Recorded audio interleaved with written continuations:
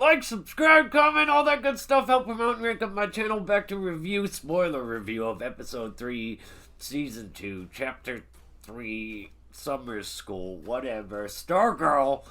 That's what we're doing here. It will be spoiler filled. And we're going to talk about the positives, the negatives. But from a story perspective, this is one of the strongest episodes. In fact, not just for this show, but for most shows, it does everything that a single episode really should do and set out to accomplish, rather than standing about, kicking dirt, and just dragging your feet because you've got to fulfill a certain quota. This one is very much unlike that. Let's talk about it.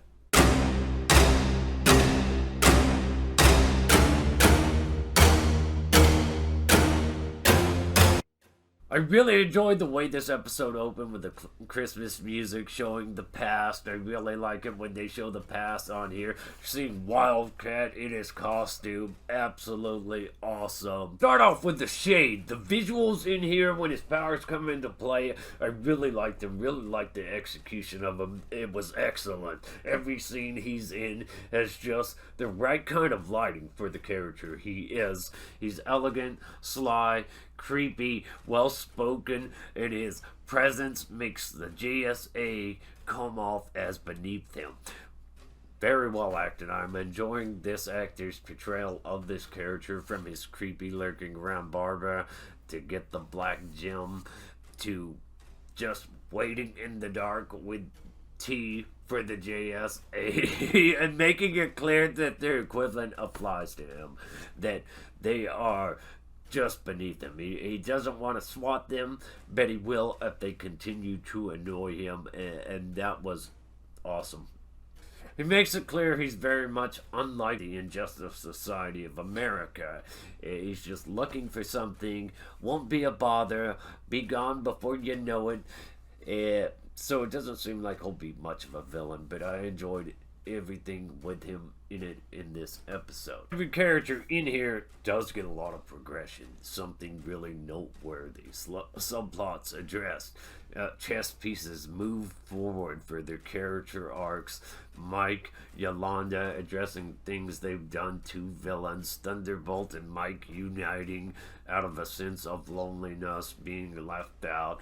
Beth opening up about her parents' divorce, wanting justice for Dr. Midnight when it comes to learning Shade killed them. Barbara and Pat being parental figures, as I should be, really navigating this whole thing. Communicating about their discoveries, too. I really liked how all the cards were just laid out on the table. It's not like anybody withheld information for longer than they should have. Like, that kind of stuff happens so often on TV shows. It was just laid out on the table and progressed really naturally, organically, and swiftly without anything really feeling too forced or feeling forced at all, or feeling like it's taking way too long to get where we need to get, like we're dragging this out with filler material. Barbara knows Shade wanted something in a specific box. Pat knows what was in said specific box.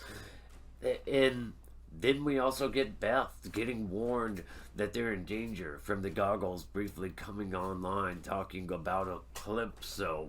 So everything was just like subtly inched forward for everybody in this game of chess. Got Thunderbolt moving on to Joaquin, and you've got what's his name that I can't even think of, listening to Courtney and Yolanda in class. You could clearly see him listening as they talk about Shade and their Justice Society stuff. So I felt like everything was really well handled in here, and this of course inches Mike closer into a position where Sydney intends to make him sign up with her people.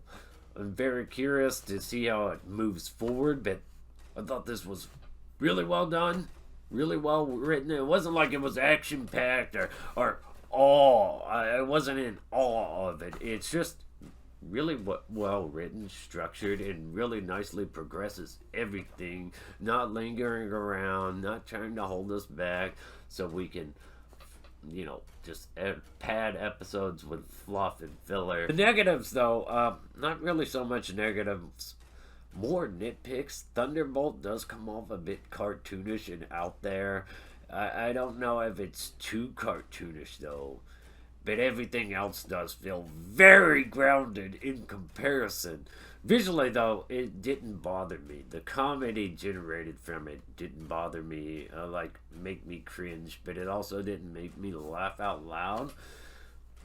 So I'm curious how it's set with other people. Another thing, Mike being left alone to sit in the dark, while it does convey his sense of loneliness very well, and his second guessing if he should actually listen or try to prove himself, considering how things have been blowing up in his face. It just felt a little odd that he would just sit there in the dark and contemplate. It was effective for the feeling it wanted to convey. So like I said, just a nitpick.